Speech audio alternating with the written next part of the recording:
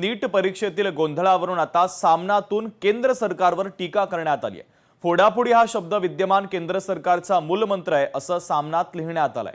सरकार का पळ काढतंय असा सवाल देखील उपस्थित करण्यात आलेला आहे।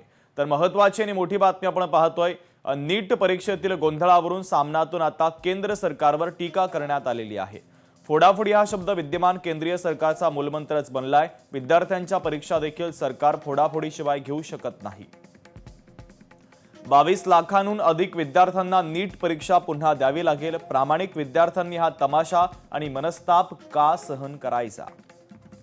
नीटचा पेपर का फुटला या प्रश्नाचं उत्तर देण्याऐवजी शिक्षण मंत्री पळ काढताय। सरकारला उलटे टांगावे असे हे प्रकरण आहे। पेपर फुटीशी खरंच काही संबंध नसेल तर सरकार का पळ काढताय? लाखो विद्यार्थ्यांचा आणि पालकांचा हा सवाल आहे। तर सामनामधून आता केंद्र सरकारवर जोरदार हल्लाबोल करण्यात आलेला आहे। इंधन बचतीसाठी ताफा कमी करा, राज्यपाल जिष्णुदेव वर्मा यांनी सूचना दिल्यात। सुरक्षा ताफा सुसंगत करण्याचे राज्यपालांनी आता निर्देश दिले। मोदींच्या आवाहनाला राज्यपालांनी देखील आता प्रतिसाद दिलेला आहे। तर इंधन बचतीसाठी ताफा कमी करा अशा सूचना आता राज्यपाल जिष्णुदेव वर्मा यांनी दिलेल्या आहेत।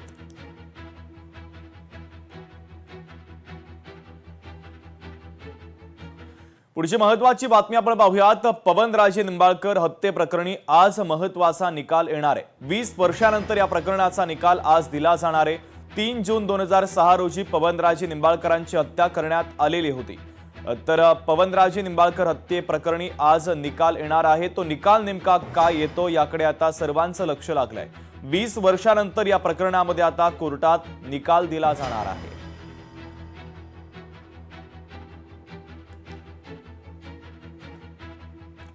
इराणचे परराष्ट्र मंत्री ब्रिक्स बैठकीसाठी दिल्लीमध्ये दाखल झाले। परराष्ट्र मंत्री सय्यद अब्बास अराघची 2 दिवसांच्या भारताच्या दौऱ्यावर आहे। संघर्ष सुरू झाल्यापासून अराघची यांची ही पहिलीच भारत भेट आहे।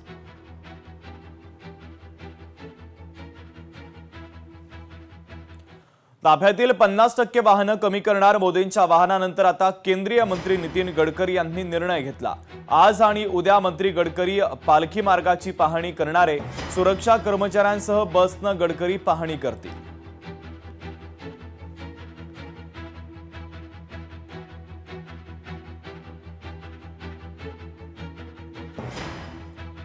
तर आज आणि उद्या गडकरी पालखी मार्गाची पाहणी करणार आहेत। तर ताफ्यातील 50% वाहनं कमी करण्याच्या सूचना त्यांनी दिलेल्या आहेत।